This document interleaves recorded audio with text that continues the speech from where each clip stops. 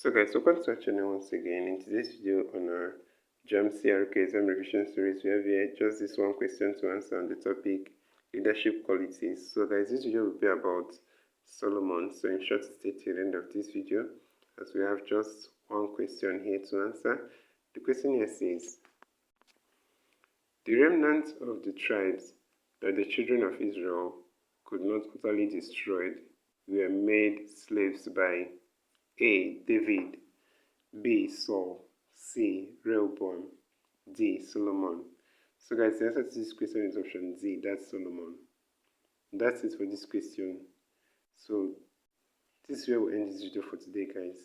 If you enjoyed this lesson, please give it a thumbs up. Don't forget to subscribe to this channel if you're not yet a subscriber.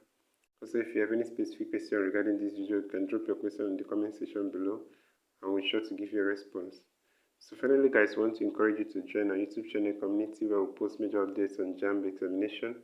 You can join this channel community by hitting the join button below and we'll see you right there. Thank you once again for watching this video. See you on the next one.